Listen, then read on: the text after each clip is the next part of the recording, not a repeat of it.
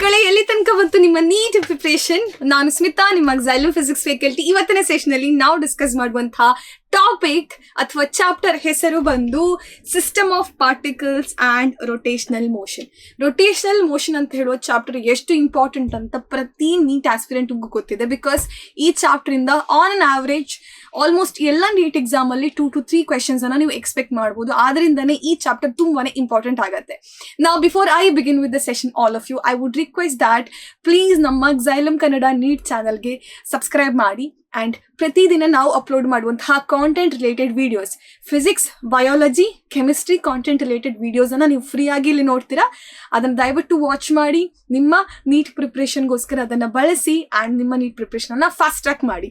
After the class ನಿಮಗೆ ಇಲ್ಲಿ discuss ಮಾಡುವಂತಹ ಸ್ಲೈಡ್ಸ್ ಆರ್ ಮೆಟೀರಿಯಲ್ಸ್ ಬೇಕು ಅಂತಾದರೆ ನಾವು ಈ ವಿಡಿಯೋದ ಕೆಳಗಡೆ ಕೊಟ್ಟಿರುವಂತಹ ಡಿಸ್ಕ್ರಿಪ್ಷನಲ್ಲಿ ನಿಮಗೆ ಒಂದು ಲಿಂಕ್ ಕಾಣಿಸುತ್ತೆ, WhatsApp community group link.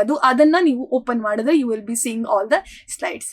So we will begin the session now. Dear students, ನಿಮಗೆ rotational motion ಚಾಪ್ಟರ್ ಅಲ್ಲಿ ಗೊತ್ತಿರಬೇಕಾಗಿರುವಂತಹ ಇಂಪಾರ್ಟೆಂಟ್ ಕಾನ್ಸೆಪ್ಟ್ ಅನ್ನುವಂಥದ್ದು ಮೊಮೆಂಟ್ ಆಫ್ ಇನರ್ಷಿಯಾ ಬಗ್ಗೆ. ಮೊಮೆಂಟ್ ಆಫ್ ಇನರ್ಷಿಯಾ ಗೊತ್ತಿರಬೇಕು ಅಂದ್ರೆ ನಿಮ್ಗೆ ಇನರ್ಷಿಯಾ ಏನಂತ ಫಸ್ಟ್ ಆಫ್ ಆಲ್ ಗೊತ್ತಿರಬೇಕು. Inertia is more like laziness ಅಂತ ಹೇಳ್ಬೋದು. ನಮ್ಗೆ ಎಲ್ರಿಗೂ ಒಂದು ಲೇಸಿನೆಸ್ ಇದೆ ಕೆಲವು ಸಲ ಅಲ್ವಾ. ಕೂತಲ್ಲೇ ಇರ್ಬೇಕು ಅನ್ಸುತ್ತೆ, ನಡ್ಕೊಂಡ್ರೆ ನಡೀತಾನೆ ಇರ್ಬೇಕು ಅನ್ಸುತ್ತೆ, ನಮ್ಗೆ ಅದನ್ನ ಚೇಂಜ್ ಮಾಡಕ್ ಮನ್ಸಾಗಲ್ಲ. ಅದೇ ತರ ಎಲ್ಲ ಆಬ್ಜೆಕ್ಟ್ಸ್ ಒಂದು ಲೇಸಿನೆಸ್ ಇದೆ. ಆ ಲೇಸಿನೆಸ್ ಅನ್ನ ಫಿಸಿಕ್ಸ್ ಅಲ್ಲಿ ನಾವು ಕರೆಯುವಂಥದ್ದೇ with the name inertia, with the term inertia. So simple ಆಗಿ ಒಂದು ಎಕ್ಸ್ಪೆರಿಮೆಂಟ್ ಮಾಡೋ. ನಮ್ಮ ಮನೆಯಲ್ಲಿ ನೀರು ಕುಡಿಯೋ ಗ್ಲಾಸ್ ಇರುತ್ತೆ, ನಾನು ಅದನ್ನ ತಗೊಂಡ್ ಬಂದಿದ್ದೀನಿ ನೋಡಿ. So there is a glass on top of which we will be keeping a cardboard piece like this. ಅದ್ರ ಮೇಲೆ ಒಂದು ಕಾಯಿನ್ ಅನ್ನು ನೀವು ಈ ತರ ಪ್ಲೇಸ್ ಮಾಡ್ತೀರಾ. This is the setup, experimental setup. Coin, cardboard piece and glass ಈ ತರ ಇಟ್ಟಾದ್ಮೇಲೆ ಏನೂ ಇಲ್ಲ, very simple. Now you are going to flick the cardboard piece with your fingers. ನೋಡಿ ಇಲ್ಲಿ, ಅಂಡ್ ಕಾರ್ಡ್ಬೋರ್ಡ್ ಪೀಸ್ ಹಾರೋಯ್ತು ಅಂಡ್ ಕಾಯಿನ್ ಗ್ಲಾಸ್ ಒಳಗಡೆ ಬಿತ್ತು. This is the experiment. So ಇಲ್ಲಿ ಏನ್ ನಡೀತು ಅಂತ ನೀವು ಕೇಳಬಹುದು. Very interesting it is. Coin ಅನ್ನ ನೀವು ಕಾರ್ಡ್ಬೋರ್ಡ್ ನ ಮೇಲೆ ಪ್ಲೇಸ್ ಮಾಡಿದಾಗ, ಈಗ ಗ್ಲಾಸ್ ನ ಮೇಲೆ ಈ ತರ ಕಾರ್ಡ್ಬೋರ್ಡ್ ಇಟ್ರಿ, ಅದರ ಮೇಲೆ ನೀವೇನ್ ಮಾಡ್ತೀರಾ, ಕಾಯಿನ್ ಅನ್ನ ಈ ತರ ಪ್ಲೇಸ್ ಮಾಡ್ತೀರಾ. ಈ ಕಾಯಿನ್ ರೆಸ್ಟ್ ಅಲ್ಲಿ ಇದೆ, agreed, coin is at rest. ಆದ ಕಾರಣ it will be having inertia of rest. ನಿಮ್ಗೆ ಇನರ್ಷಿಯಾ ಅಂದ್ರೆ very interesting. Inertia is more like a laziness. ನಮ್ಗೆಲ್ಲ ಒಂದು ಲೇಸಿನೆಸ್ ಇದೆ, ನಾವು ಕೂತಲ್ಲೇ ಇರಬೇಕು ಅನ್ಸುತ್ತೆ, ಮಲ್ಕೊಂಡಿದ್ರೆ ಮಲ್ಕೊಂಡೇ ಇರಬೇಕು ಅನ್ಸುತ್ತೆ. That is the laziness. Similarly objects around us also have laziness. That in physics is called as inertia. Inertia increases with the mass. Mass ಜಾಸ್ತಿ ಇದ್ರೆ ಇನರ್ಷಿಯಾ ಕೂಡ ಜಾಸ್ತಿ. ಸೊ ಈ ಕೇಸಲ್ಲಿ coin is at rest. It is having a mass also, right? It is at rest. ಅದಕ್ಕೆ ಒಂದು inertia of rest ಅಂತ ಇರುತ್ತೆ. That is the property of that body. What is the meaning of inertia of rest? The coin which is at rest wants to be at rest forever. It is the tendency of the coin to resist any change in state of motion happening to it. That is what inertia of rest is. So ನಾನಿವಾಗ cardboard piece ಅನ್ನ ನನ್ನ fingers ಅನ್ನ use ಮಾಡಿಕೊಂಡು flick ಮಾಡಿದಾಗ ಏನಾಯ್ತು, cardboard piece ಇಲ್ಲಿಂದ move ಆಯ್ತು. So coin has lost the support because it was at rest initially. It wants to be continuing in the same alva. Ada karana it will resist the state of motion. It will not be able to change the state of rest to state of motion. It doesn't want to do that anta adu ಕೂತ್ ಬಿಡುತ್ತೆ. ಅದರಿಂದ ಏನಾಯ್ತು, this coin will fall down because of its inertia of rest. Inertia of rest ಅಥವಾ inertia in general ನಿಮ್ಗೆ ಅರ್ಥ ಆದ್ರೆ moment of inertia easily ಅರ್ಥ ಆಗುತ್ತೆ. ರೊಟೇಟಿಂಗ್ ಬಾಡೀಸ್ಗೆ ಇರುವಂತಹ ರೆಸಿಸ್ಟೆನ್ಸ್ ಅನ್ನ ಹೇಳುವಂಥದ್ದೇ ನಾವು ಮೊಮೆಂಟ್ ಆಫ್ ಇನರ್ಷಿಯಾ ಅಂತ ಹೇಳಿ. It is the resistance to the rotation. ಇವಾಗ ನಿಮ್ಮ ಹತ್ರ ಒಂದು ಆಬ್ಜೆಕ್ಟ್ ಇದೆ and it is a point object of mass capital M and it is at a distance R from the axis of rotation ಅಂತಾದ್ರೆ then moment of inertia I ಅನ್ನು ನಾವು ಹೇಳುವಂಥದ್ದೇ mr². So ನಿಮ್ಗೆ easily ಅರ್ಥ ಆಗುತ್ತೆ moment of inertia ಅಂತ ಹೇಳುವಂಥದ್ದು. It increases with the increase in mass. And r, that is the perpendicular distance of the particle from the axis of rotation ಜಾಸ್ತಿ ಆದ ಹಾಗೆ ಮೊಮೆಂಟ್ ಆಫ್ ಇನರ್ಷಿಯಾ ಕೂಡ ಜಾಸ್ತಿ ಆಗುತ್ತೆ. Am I correct with that? Yes. So ಇದು ನಮ್ಗೆ ಅರ್ಥ ಆಯ್ತು. ನಮ್ಗೆ ಇವಾಗ ಒಂದು ಸಿಂಪಲ್ ಎಕ್ಸಾಂಪಲ್ ಹೇಳಬೇಕು ಅಂತ ನೆನಪಾಗ್ತಿದೆ ನೋಡಿ. ಇಲ್ಲಿ ಡಿಯರ್ ಸ್ಟೂಡೆಂಟ್ಸ್, ನಿಮ್ಮ social science teacher used to bring the globe ಅಲ್ವಾ, ವರ್ಲ್ಡ್ ಮ್ಯಾಪ್ ನೋಡೋಕ್ಕೋಸ್ಕರ ಗ್ಲೋಬ್ ಅನ್ನ ಕ್ಲಾಸಿಗೆ ತರ್ತಾ ಇದ್ರು and you used to play with those things, right? ಈ ಗ್ಲೋಬ್ ವಾಸ್ ಈಸಿಲಿ ರೊಟೇಟೇಬಲ್. ಆಮೇಲೆ ಕರೆಕ್ಟ್, ನೀವು ಈ ತರ ಸಿಂಪಲ್ ಆಗಿ ರೊಟೇಟ್ ಮಾಡ್ಬೋದಿತ್ತು ಗ್ಲೋಬ್ ಅನ್ನ ವಿತ್ ಯೋರ್ ಹ್ಯಾಂಡ್ಸ್. ಗ್ಲೋಬ್ ನ ಮಾಸ್ ಜಾಸ್ತಿ ಇದ್ದಿದ್ರೆ if it was not a hollow sphere, if it was something like a solid sphere, ಅವಾಗ ಏನಾಗ್ತಿತ್ತು, ಕಬ್ಬಿಣದ ಒಂದು ಗ್ಲೋಬ್ ಆದ್ರೆ it will be very tough to rotate. ಯಾಕೆಂದ್ರೆ as the mass increases, let me write it here, mass increases, moment of inertia also will increase. ಅವಾಗ ಏನಾಗುತ್ತೆ, resistance ಜಾಸ್ತಿ ಆಗುತ್ತೆ, object will not be able to rotate easily. That is the application of moment of inertia you can think about. ಅದೇ ರೀತಿಯಲ್ಲಿ ನೀವು ಇಲ್ಲಿ ನೋಡಿ, previous example ಹೇಳ್ತೇನೆ ನಾನು, ನೀವು ಸ್ಪಿನ್ನರ್ಸ್ ಅನ್ನು ನೋಡಿರ್ತೀರ. ಸ್ಪಿನ್ ಅಂತಂದ್ರೆ ನಾವು ನಮ್ಮ ಒಂದು ಆಕ್ಸೆಸ್ನ ಸುತ್ತ ರೊಟೇಟ್ ಆಗುವಂಥದ್ದೇ spinning, right? Here you can see an example where the first person is spinning with the hands open. Hands ಅನ್ನು ಈ ತರ ಓಪನ್ ಮಾಡಿ ಸ್ಪಿನ್ ಮಾಡ್ತಿದ್ದಾರೆ ಈ ತರ. ಅವಾಗ ಏನಾಗ್ತಿದೆ, when the hands R open and we are spinning, rotation become tough. ಯಾಕೆಂದ್ರೆ here r value increases. In this case what happened, r increases, the perpendicular distance between the axis of rotation and the particle, something like this distance will increase. ಇವಾಗ ನೋಡಿದ್ರೆ this is the axis of rotation ಅಲ್ವಾ, ಇಲ್ಲಿಂದ ಇಲ್ಲಿಗಿರುವ distance will be r ಅಲ್ವಾ, that will increase. That means moment of inertia will increase. ಇದರಿಂದ ಏನಾಗುತ್ತೆ, rotation ಕಷ್ಟ ಆಗುತ್ತೆ. Obviously angular velocity then will be decreasing. And if the hands are not open, they are closed ಅಂತ ಅನ್ಕೊಳ್ಳಿ ಈ ಥರ, ಆಗೇನಾಯಿತು, R ಕಮ್ಮಿ ಆಯಿತು, ಆದ ಕಾರಣ ಮೊಮೆಂಟ್ ಆಫ್ ಇನರ್ಷಿಯಾ ಕೂಡ ಕಮ್ಮಿ ಆಯಿತು. ಇದರಿಂದಾಗಿ rotation becomes easier and angular momentum ಜಾಸ್ತಿ ಆಗುತ್ತೆ. ಸೊ ಈ ಕೇಸಲ್ಲಿ the omega is actually less because moment of inertia is more. So let me write it here, I is more, omega is less in the first case. Second case alli I is less, omega is more. So these two are different cases. I hope you understood the reason also ಅಲ್ವಾ. So this is the example. ಇನ್ನು ನನಗೆ just ಒಂದು connection ಕೊಡಬೇಕು ಅಂತ ಇದೆ. Inertia ನೀವು linear ಮೋಷನಲ್ಲಿ ಕಲ್ತಿದ್ರೀರ, ಆನೆದು ಒಂದು example ಹೇಳ್ತೇವೆ ನಾವು. Elephant is very huge in mass. So it will be having a good amount of inertia. It will be having a good resistance to the change in state of motion. Alva? And now, elephant namanna attuskondu barbekadre, if we want to escape, if we want to save ourselves, then we have to run in the zigzag path anta nimma school teacher helkotirtare. Yake adu andre, see here, it is the zigzag way you have to follow. Yakendre elephant will not be able to change its direction very easily due to its inertia of direction.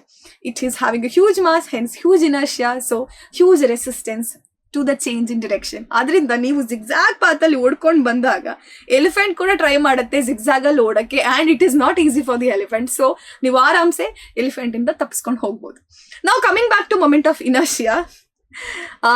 So what are the factors affecting moment of inertia ಅಂತ ಕೂಡ ನಾವು discuss ಮಾಡಬೇಕು. ಅದಕ್ಕಿಂತ ಮುಂಚೆ it is a scalar quantity ಅಂತ ನೆನ್ಪಿಟ್ಕೊಳ್ಳಿ. As of now ನಿಮ್ಮ ಒಂದು ಪರ್ಟಿಕ್ಯುಲರ್ ಗ್ರೇಡ್ಗೆ this is the understanding you have to have, and the formula is I is equal to mr square, and finally it is rotational analog of mass ಅಂತ ಕೂಡ ಅರ್ಥ ಮಾಡ್ಕೊಳ್ಳಿ.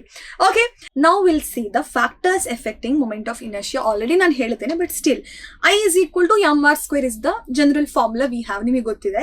And moment of inertia depends on mass of the body. Mass vary ಆದ ಹಾಗೆ moment of inertia for the rotating body changes, and axis of rotation ಮೇಲೆ ಕೂಡ depend ಆಗ್ತದೆ, and mass distribution ಮೇಲೆ ಕೂಡ ಡಿಪೆಂಡ್ ಆಗ್ತದೆ. So when the spinner is spinning, ಅವ್ರ ಕೈ ಈ ಥರ ಫುಲ್ ಓಪನ್ ಮಾಡಿ ಇಟ್ಟಾಗ ಮಾಸ್ ಡಿಸ್ಟ್ರಿಬ್ಯೂಷನ್ ಚೇಂಜ್ ಆಯ್ತಲ್ವ, ಇದರಿಂದಾಗಿ ಮೊಮೆಂಟ್ ಆಫ್ ಇನರ್ಷಿಯಾ ಕೂಡ ಜಾಸ್ತಿ ಆಗ್ತಾ ಹೋಗ್ತದೆ. ಆ್ಯಂಡ್ ಆಕ್ಸಿಸ್ ಆಫ್ ರೊಟೇಷನ್, ಅದರ ಬಗ್ಗೆ ನಾನು ಡಿಸ್ಕಸ್ ಮಾಡ್ತೇನೆ ನಿಮಗೆ with example. One more thing, mass of the body. So mass ಜಾಸ್ತಿ ಇರುವಂತಹ ಆಬ್ಜೆಕ್ಟ್ಸ್ಗೆ ಮೊಮೆಂಟ್ ಆಫ್ ಇನರ್ಷಿಯಾ ಕೂಡ ಜಾಸ್ತಿ ಇರ್ತದೆ. For the rotating bodies is what you have to understand. Now you have a question anna nodi illi. The question says the moment of inertia of the body depends upon what anta kelidare. First option, mass of the body. Second option, axis of rotation of the body. Third, shape and size of the body. All of the above. Obviously without even thinking you can choose option D is the correct answer. All of these ಮೇಲೆ ಕೂಡ depend ಆಗ್ತದೆ, ಎಲ್ಲದರ ಮೇಲೆ depend ಆಗ್ತದೆ ಅಂತ ಹೇಳ್ಬೋದು. Next there is an interesting question. The moment of inertia of the rectangular plate ABCD such that AB is equal to 2 times AC ಅಂತ ಕೂಡ ಹೇಳಿದ್ದಾರೆ. Is minimum along what Axis ಅಂತ ಕೇಳಿದ್ದಾರೆ. ಮಿನಿಮಮ್ ಅಂತಂದ್ರೆ minimum. So they want the moment of inertia to be minimum. Let's see that. So first option ನೋಡುವ GH axis. GH axis ಅಂದ್ರೆ this is the axis of rotation. So ನಾವಿವಾಗ moment of inertia calculate ಮಾಡಬೇಕಾದ್ರೆ we always calculate the perpendicular distance of the particle from the axis. So ಈ distance is r ಆಗತ್ತೆ and this is a quite good distance. ಜಾಸ್ತಿನೇ ಇದೆ ಅಲ್ವಾ? And EF ತಗೊಂಡಾಗ EF axis ಅನ್ನ ತಗೊಂಡ್ರೆ this will be the axis almost.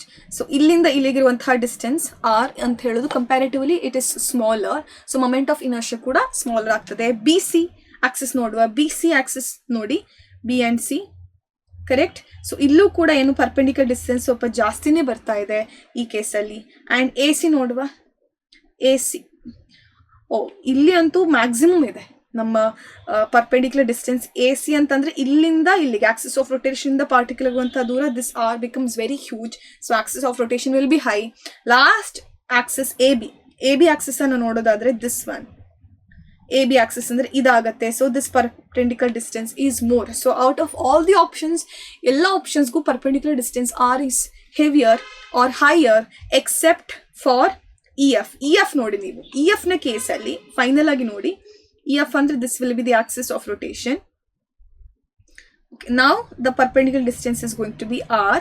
This is the comparatively smaller r. So moment of inertia less iddaga, sorry, r value less iddaga moment of inertia I will also be less. So minimum agatte.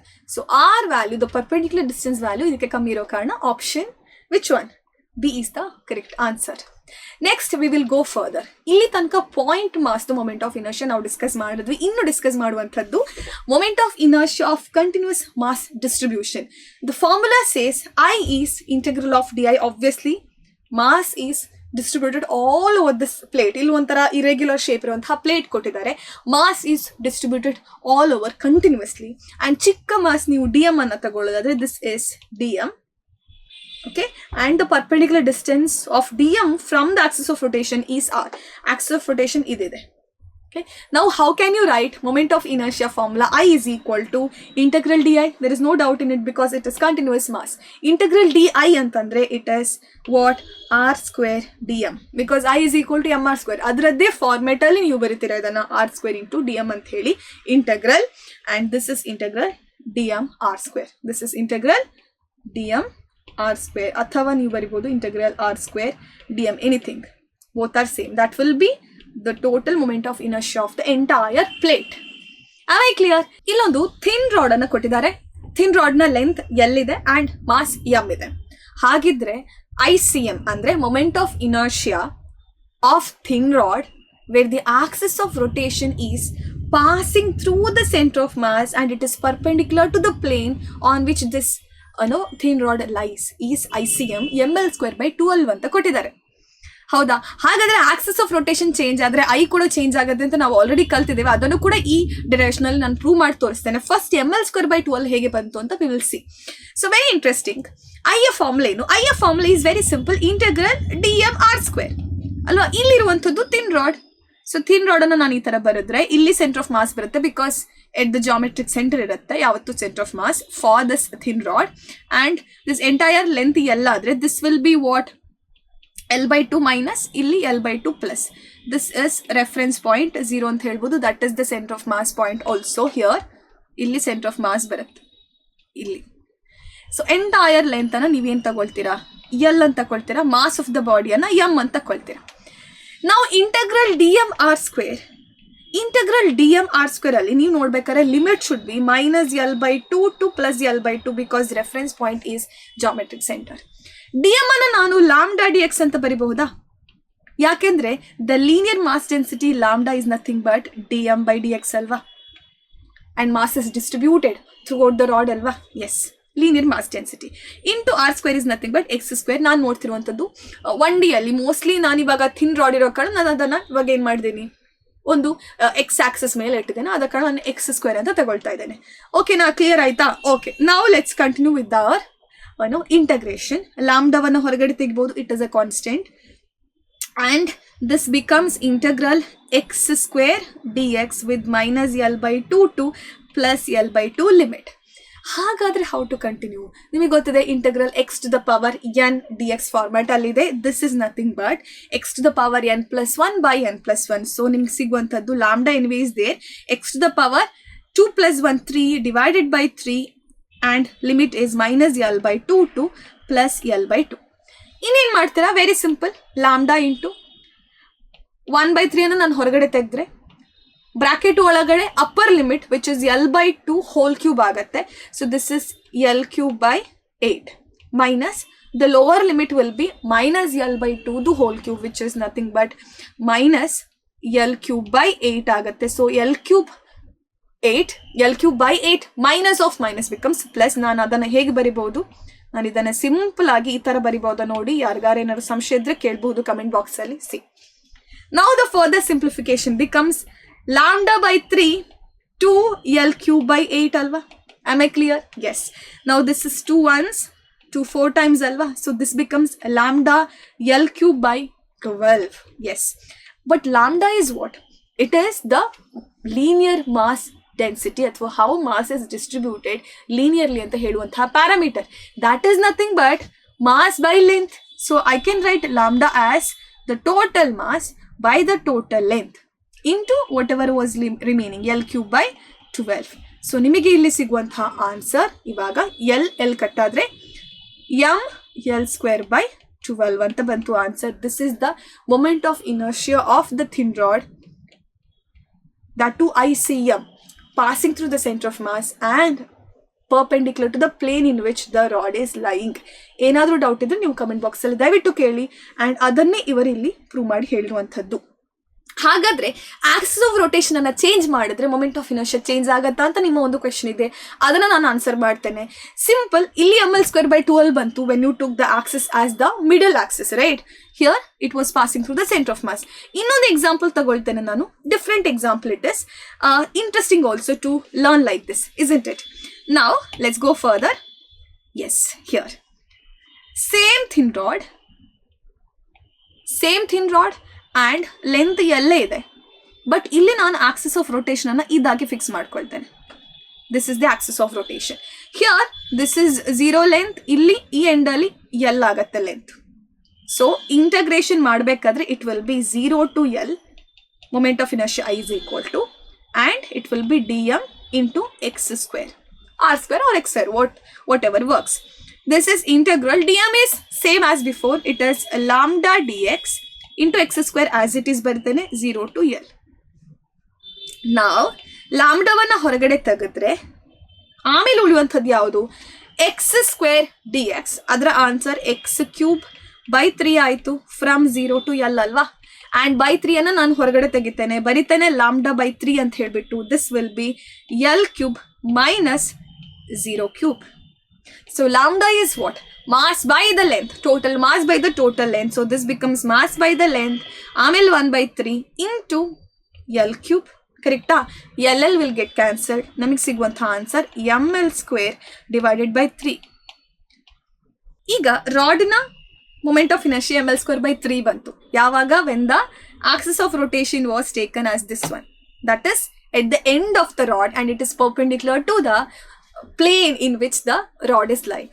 Previous case alli same rod but namge I different banditu, it was mL²/12.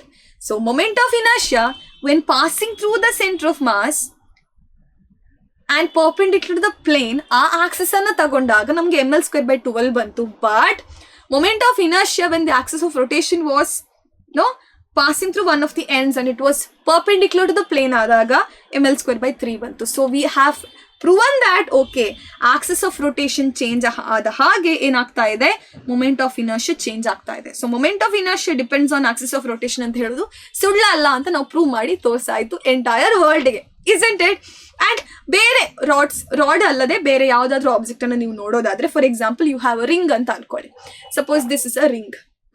Ring ಅಂದ್ರೆ ಅದ್ರ ಒಳಗಡೆ hollow ಇರುತ್ತಲ್ವಾ, it's a hollow space. So centre of mass of the ring ಎಲ್ಲಿ ಬರ್ಬೋದು? Somewhere here, geometric centre ಅಲ್ಲಿ ಬರ್ಬೋದಲ್ವಾ? Yes. ಇವಾಗ if the axis of rotation passing through this centre of mass, ಅವಾಗ ICM ಅಂತ ಹೇಳ್ಬೋದು. That will be mr². R will be the radius of the ring. ರಿಂಗಿನ ಬದಲು ಡಿಸ್ಕ್ ಇದ್ದಿದ್ರೆ ಇದೆಲ್ಲ ಕ್ಲೋಸ್ಡ್ ಇರುತ್ತೆ, ಅವಾಗ it will be a solid disc. ಅಂತಹ ಕೇಸಲ್ಲಿ mr²/2 will be the moment of inertia. Next, if you have a hollow cylinder, ಅಂತಹ ಕೇಸಸಲ್ಲಿ it will be mr² same as the ring. Solid cylinder will be having mr²/2 same as the disc. Hollow sphere 2/3 mr² ಆಗುತ್ತೆ, solid sphere 2/5 mr² ಆಗುತ್ತೆ. If you know it already in your NEET exam, ಅವಾಗ ನಿಮಗೆ direct ಆಗಿ steps ಅನ್ನ ಮಾಡ್ತಾ answer ಕಡೆಗೆ ಬರ್ಬೋದು, ಯಾವುದೇ ಡಿರೈವೇಷನ್ ಮಾಡಬೇಕಾಗಿಲ್ಲ. ಸೊ ಇದನ್ನ ನೆನ್ಪಿಟ್ಕೊಂಡ್ರೆ ನಿಮ್ಮ ಪ್ರಿಪ್ರೇಷನ್ ಈಸಿ ಆಗುತ್ತೆ. ಕ್ಲಿಯರಾ? ಓಕೆ. ಈಗ ಮ್ಯಾಮ್ ನನಗೆ ICM ಗೊತ್ತು, ಕೆಲವು ಸಲ ಅವರು ಬೇರೆ ಕಡೆನೂ ಮೊಮೆಂಟ್ ಆಫ್ ಇನರ್ಷಿಯಾ ಕೇಳ್ಬೋದಲ್ವಾ for the same object. For example, ಇವಾಗ ರಿಂಗ್ ಇದೆ madam, and axis of rotation passing through the centre of mass ಈ ತರ ಇದೆ, ಪರ್ಪೆಂಡಿಕ್ಯುಲರ್ ಟು ದ ಪ್ಲೇನ್ ಇದೆ. Plane in which ring is lying is this one. So ಇದಕ್ಕೆ perpendicular ಇದೆ. What if moment of inertia ಇಲ್ಲಿ ಕೇಳಿದ್ರೆ how to do it ಅಂತ ನೀವು ಕೇಳ್ಬೋದು.